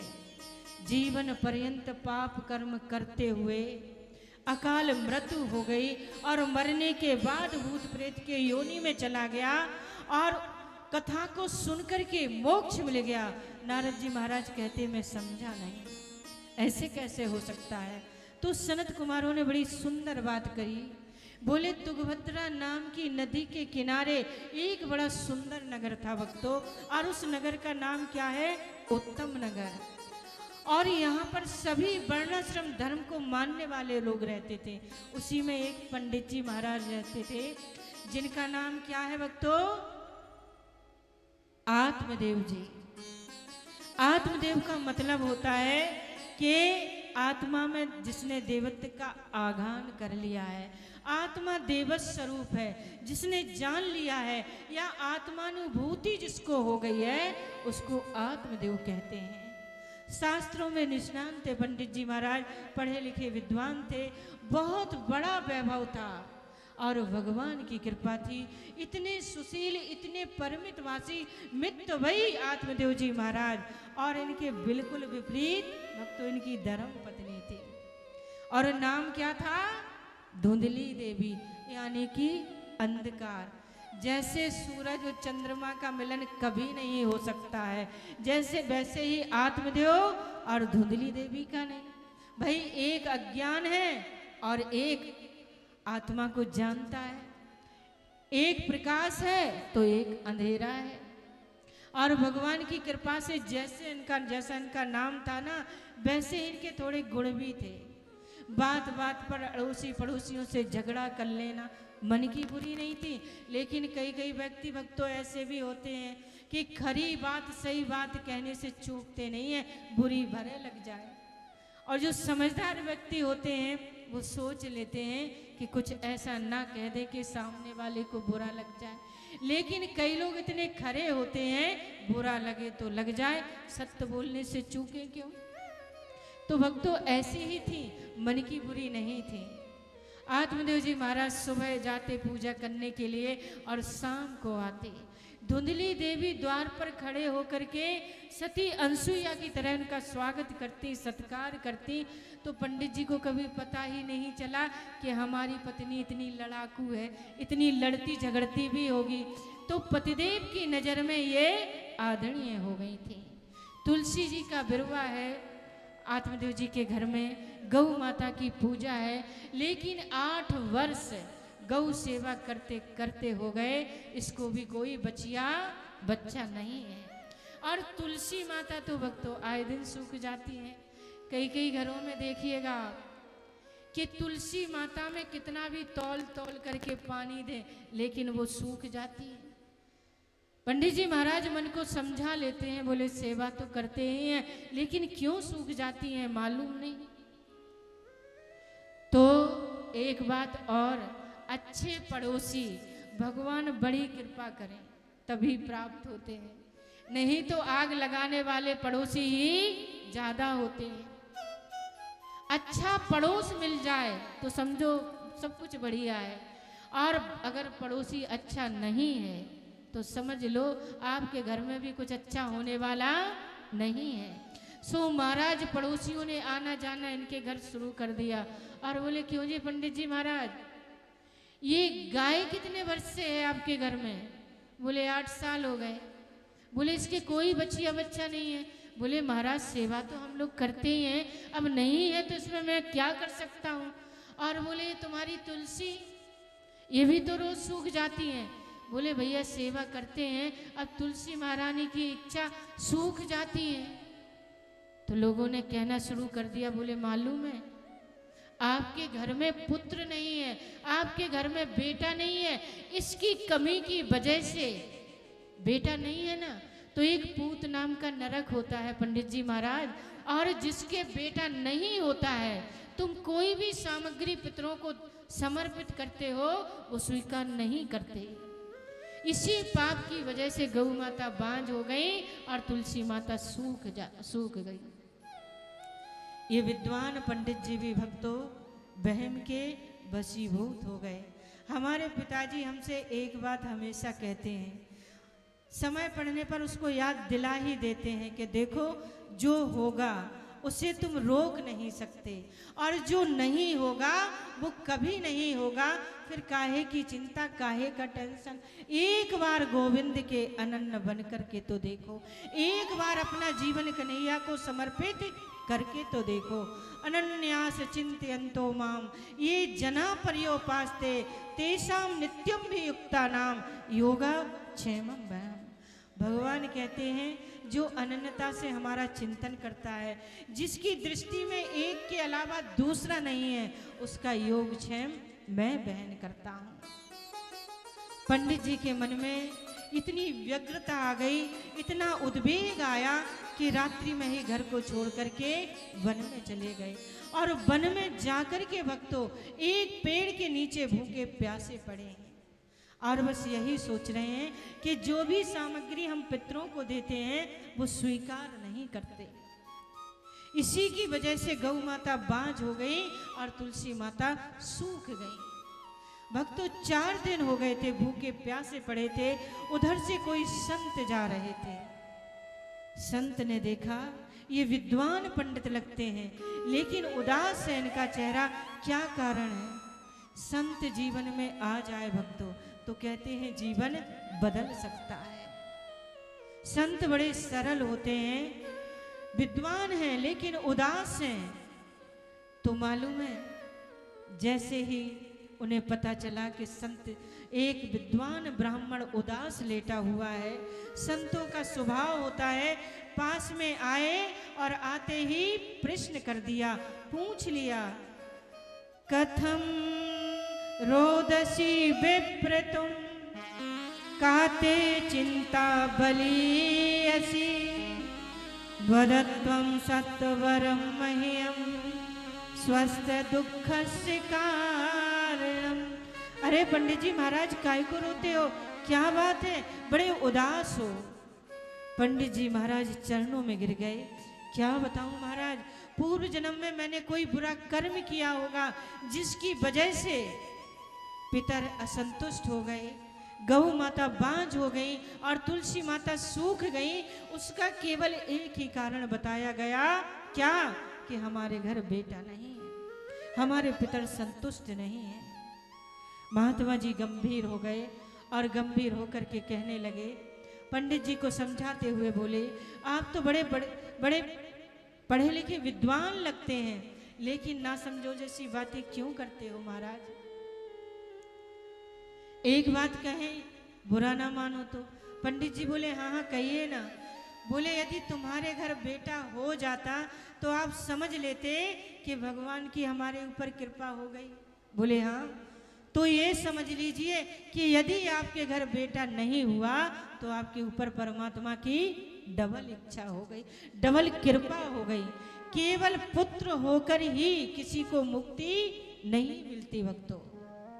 राजा सगर के तो 60,000 बेटा थे, क्या किसी बेटा ने पिता के लिए सोने की सीढ़ी लगा दी?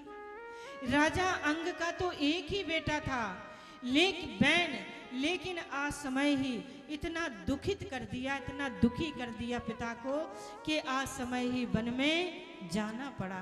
क्या करोगे बेटा लेकर? हो गया परमात्मा की इच्छा, नहीं हुआ परमात्मा की डबल कृपा। एक संत जी भक्तों वृंदावन में कथा कर रहे थे और वो अपनी कथा में बोल रहे थे, कह रहे थे, भाई मुझे तो कभी कभी ऐसा लगता है कि पुत्र यदि कुपुत्र हो जाए तो परमात्मा की बड़ी कृपा। किसी ने पूछा कैसे महाराज?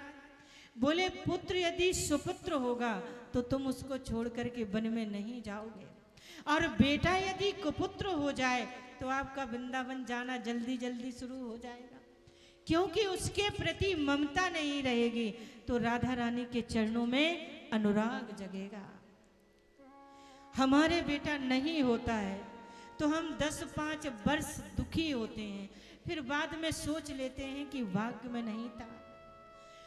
अगर बेटा हो जाए और 1-2 महीने बाद मर जाए तो सोच लेते हुआ तो था लेकिन किस्मत में नहीं था। लेकिन बेटा होकर के भक्तों यदि कुपुत्र हो जाए तो ये पक्की बात है कि जीवन भर पिता के आंखों के आंसुओं को सूखने नहीं देता है। क्या करोगे पुत्र लेकर के? और ज्यादा ही तुम्हारी पुत्र की इच्छा है, आकांक्षा है, तो हमारे गोविंद को ही बेटा बना लो। दुनिया का बेटा, तुम्हारा बेटा धोखा भी दे सकता है, लेकिन गोविंद को बेटा बनाओगे तो हर कार्य अपने हाथों से करेगा। लेकिन कैसे भक्तों? उसी निष्ठा से जैसे तुम्हारे होता, उसी निष्ठा से तुम उसका ख्याल रखोगे भगवान का तो काम करेंगे। अनन्य ममता विष्णु ममता प्रेम संगता भावस्य विसान्द्र आत्मा बुधई प्रेमा निगद्यते। जैसी ममता हम संसार के प्रति करते हैं, जैसा अनुराग हम संसार के प्रति करते हैं, उसका 1% भी भक्तों भगवान के प्रति हो जाए तो हमारा कल्याण हो जाए। एक सज्जन बोले, साधना जी एक बात पूछे? हमने कहा हाँ हाँ पूछिए। बोले जब हम भजन करने बैठते हैं माला लेकर के, जैसे ही मैंने माला झोली हाथ में ली तो मुझे नींद आने लग जाती है। क्यों? अब मैंने कहा भैया मुझे क्या पता क्यों आने लग जाती है। भैया जिसके प्रति प्रीत हो, प्रेम हो, उसका नाम जपने पर नींद तो नहीं आनी चाहिए। बोले नहीं नहीं साधना जी, हर महीने में गोवर्धन की परिक्रमा लगाता हूँ, हर महीने बिहारी जी का दर्शन करने जाता हूँ, लेकिन जैसे ही माला झोली हाथ में आई जाप शुरू और नींद शुरू। मैंने कहा सच सच बताना? बोले हाँ। हमने कहा जब नोटों की गड्डी गिनते हो तब नींद आती है? बोले वाह साधना जी कैसी बात करती हो, बानिया का बेटा हूँ, नोट गिनते समय बिल्कुल नींद नहीं आती। मैंने कहा सीधी सी बात है, नोटों को तुम अपना मानते हो, गड्डी को तुम अपना मानते हो, यदि गोविंद को अपना माना जाए। हमारे ब्रज के एक संत कहा करते थे कि माला पर भगवान का नाम क्यों जपा जाता है? बोले माला पर भगवान का नाम इसलिए जपा जाता है क्यों कि माला छूट जाए। बोले क्या मतलब? बोले माला पर गोविंद का नाम इसलिए जपा जाता है कि उस मंत्र को जपते जपते जपते जपते वो मंत्र हमारी रग रग में, नस नस में, हड्डी हड्डी में इस प्रकार समाहित हो जाए कि फिर आजपा जाप शुरू होने लग जाए, माला की जरूरत ही ना पड़ जाए। माला इसीलिए तो जपी जाती है भक्तों, किस लिए? कि गोविंद के चरणों में अनुराग जग जाए। तो भगवान के चरणों में भक्तों अनुराग जगाओ। ध्यान दीजिए, बिना रिश्तेदारी के कुछ भी नहीं होता संसार में। भगवान से कोई संबंध जोड़ो, रिश्तेदारी जोड़ो, नाता जोड़ो, आपको जो भी अच्छा रिश्ता लगे। आप चाहो तो उनको सखा बना लो। गोपियों ने भगवान को पति रूप में चाहा, मधुमंगल ने सखा के रूप में चाहा, और मैया यशोदा ने पुत्र के रूप में चाहा, और कंस ने शत्रु के रूप में चाहा। किसी भी भावना से भगवान का भजन करो, फर्क केवल इतना है कि भगवान को भगवान मानकर, पुत्र मानकर, पति मानकर, पिता मानकर तो कोई भी भज सकता है, लेकिन शत्रु मानकर तो कौन भजेगा भक्तों? जिसकी बाजुओं में ताकत होगी। अनन्य ममता विष्णु ममता प्रेम संगता भावस्य एव सांद्र आत्मा बुधई प्रेमा निगद्यते। तो भगवान के प्रति रिश्ता जोड़ो, आपको जो भी अच्छा लगे, क्योंकि संसार का बेटा धोखा दे सकता है, और कलयुग में तो दे भी रहे हैं, कोई बड़ी बात नहीं है। लेकिन भगवान को अपना मानोगे तो सारे कार्य अपने हाथ से करेगा। कर्माबाई सुनी होगी आपने कथा। कर्माबाई के पिता ने जीवन भर वेद विधि के अनुसार भगवान की पूजा करी, लेकिन परमात्मा प्रकट नहीं हुए भक्तों। लेकिन कर्माबाई ने पहले ही दिन खिचड़ी बनाई और भाव से परमात्मा को पुकारा, तो पहले दिन ही मूर्ति से प्रकट होकर के खिचड़ी आरोगने के लिए आ गए, मैया खिचड़ी खिलाओ। तो भाव की बात है भक्तों, वेद वेदांत की बात नहीं है। यहाँ पर भाव से भगवान से संबंध जोड़ो, बिना संबंध के नाता नहीं जुड़ता है। जो भी अच्छा लगे वो रिश्तेदारी जोड़ो।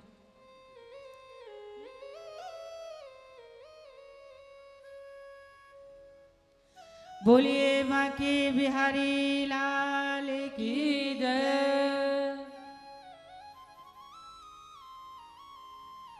देखिए भक्तों, सभी लोग कह रहे हैं कि अब आरती होनी चाहिए, अभी तो कथा बहुत है ना। और कल से आप सभी लोगों से प्रार्थना है व्यास गद्दी से कि सभी लोग जितने श्रोता हैं और भी आएंगे, सभी लोग 3:30 बजे तक इस पंडाल में आकर के उपस्थित हों। 3:45-4 बजे से कथा प्रारंभ हो जाएगी, क्योंकि कथा संक्षिप्त भले हो जाए लेकिन छूटनी नहीं चाहिए भक्तों, है ना। तो अभी आरती की तैयारी करवाइए, पंडित जी महाराज आरती की तैयारी करवाते हैं। जब तक एक छोटा सा हम लोग भजन गा लेते हैं, गोविंद गोपाल।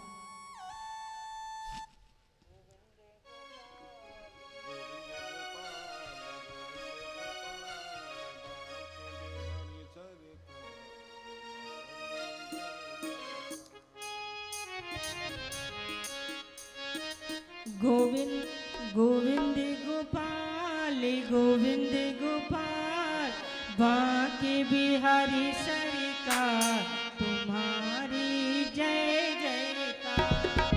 गोविंद गोपाल गोविंद गोपाल, बांके बिहारी सरकार तुम्हारी जय जयकार। गोविंद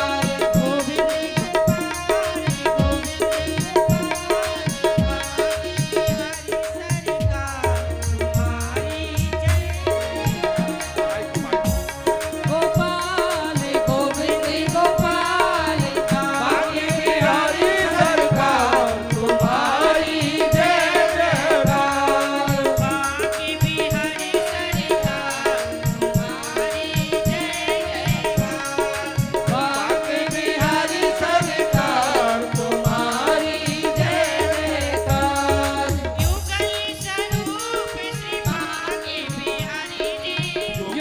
स्वरूप श्री बांके बिहारी जी,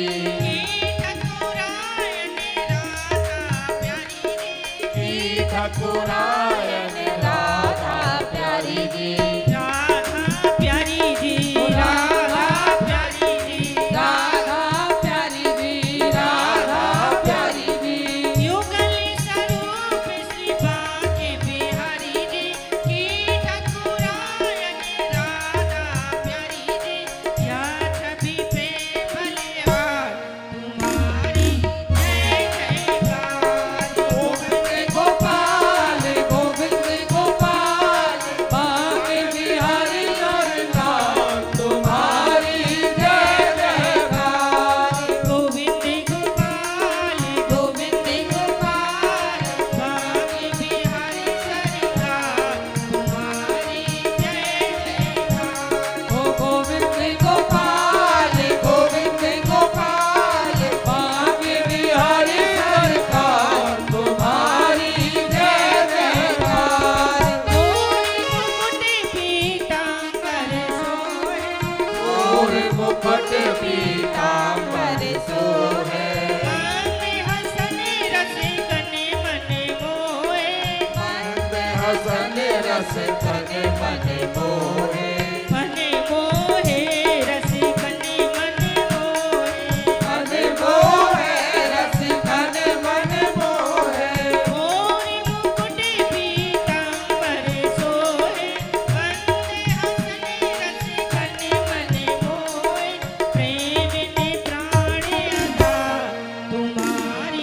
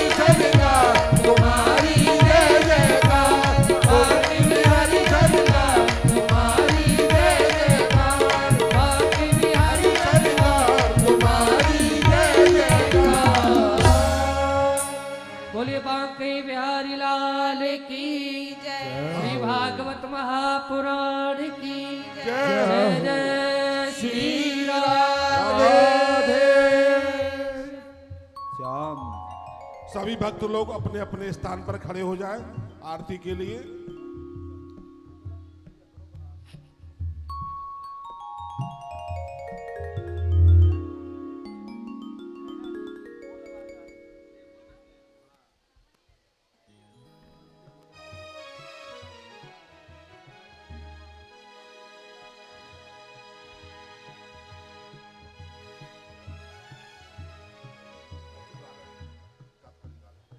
श्री राधे, जय श्री राधे।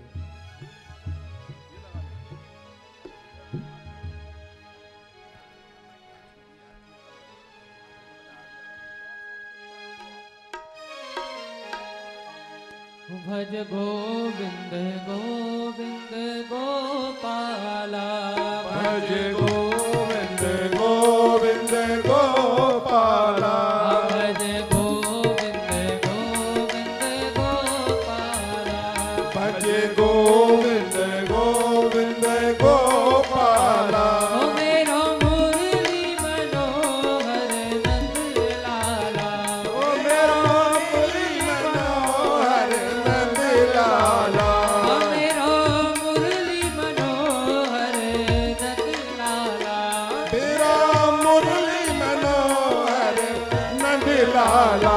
भज गोविंद गोविंद गोपाला, भज गोविंद गोविंद गोपाला। आरती करेंगे, भागवत जी की आरती करें।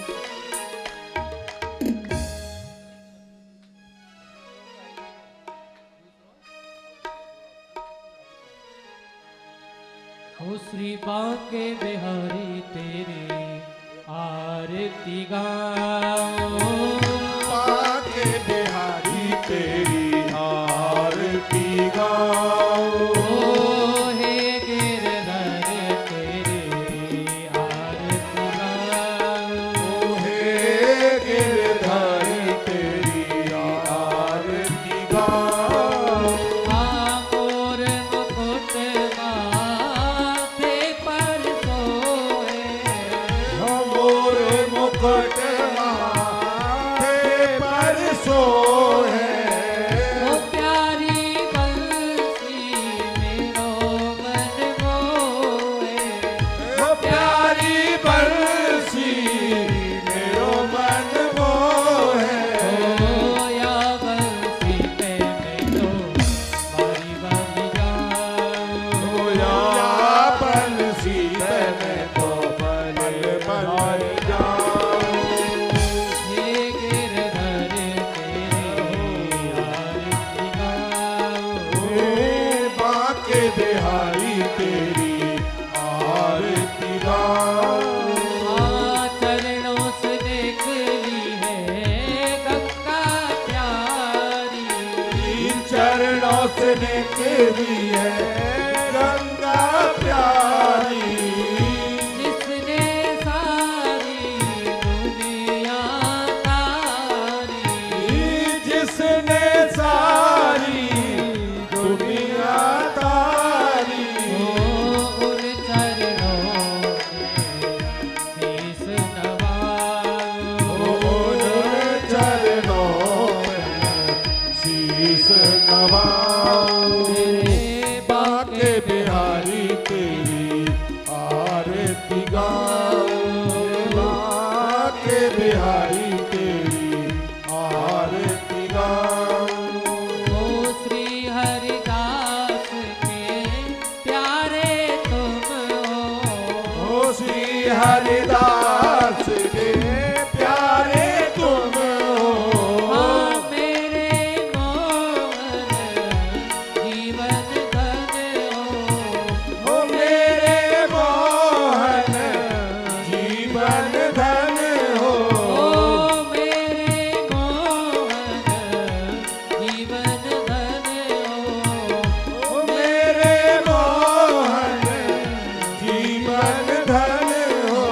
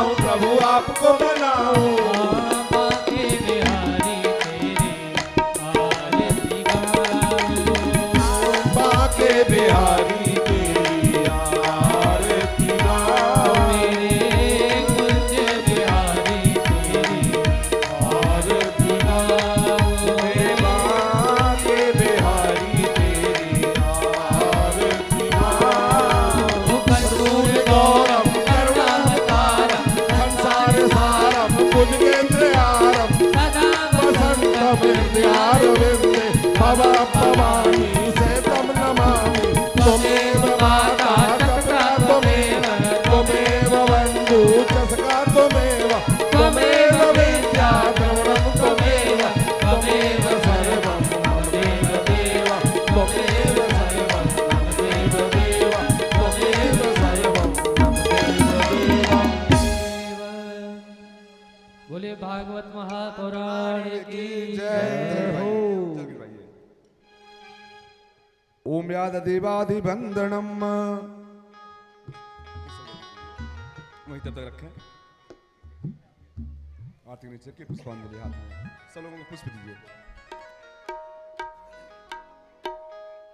उसको रखें यहाँ पे पकड़ लीजिए पुष्प ले लें ओम यज्ञेन यज्ञमयजन्त देवास्तानि धर्माणि प्रथमान्यासन्नतेहनाकं महिमानः सचन्त्र जत्र पूर्वे शाद्याः सन्ति देवाः सेवन्ति कावकुलचम्पकपाटलाब्जे पुण्यादजाति करवि रसाल पुष्प बिल्व प्रबाल तुलसी दल मंजरेभिं त्वां पूजयामि जगदीश्वर मे प्रसीदो नाना सुगंध पुष्पाणि यथा कालोद्भवानि च पुष्पांजलि में आदत्तम गृहाण परमेश्वरी मंत्र पुष्पांजलि समर्पयामि केशवाय नमः नारायणाय नमः श्रीमद्भागवत महापुराणाय नमः जय हो वृंदावन बिहारी लाल के जय हो भक्त लोग आरती लेके उसके बाद प्रसाद लेके जाएंगे सभी लोग प्रसाद की व्यवस्था है भक्त सभी प्रसाद लेकर ही अपने अपने घर को जाएंगे जय श्री राधे हाँ सभी भक्त बिना प्रसाद लिए कोई नहीं जाए सभी भक्त प्रसाद लेके जाएंगे आरती लेके जाएंगे पुनः कल फिर अपने फिक्स समय पे आएंगे हाँ सभी भक्तों से अनुरोध है अपने सही समय से आ जाएं तो बढ़िया है आपको भी सही समय पे छोड़ दिया जाएगा नहीं तो ऐसे लेट होगी रोजाना श्री राधे तो जो तू मिटाना चाहे जीवन की तृष्णा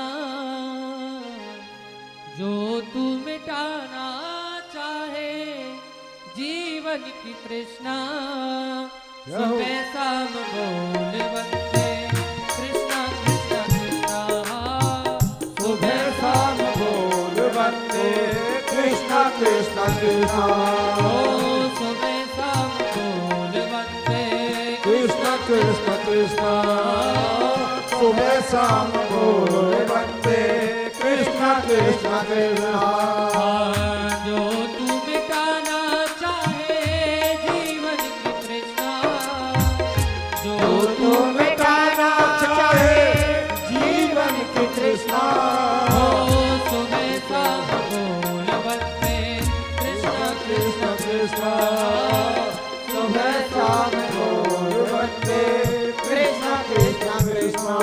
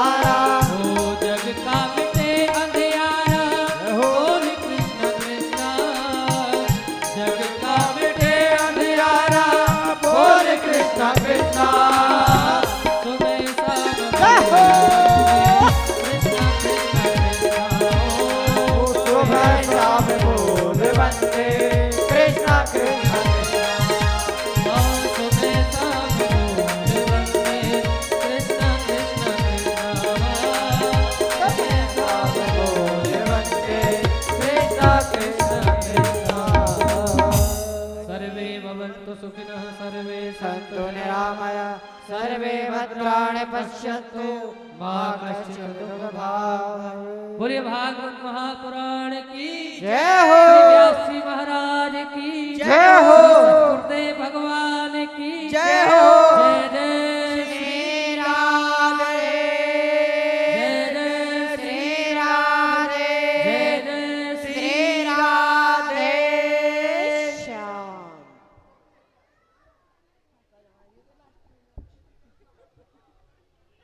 सभी लोग आरती ले लें और प्रसाद लेकर के आप सभी लोग जाएंगे और समय का ध्यान रखते हुए कल ठीक समय से आप सभी लोग भागवत कथा पांडाल में पुनः उपस्थित होंगे।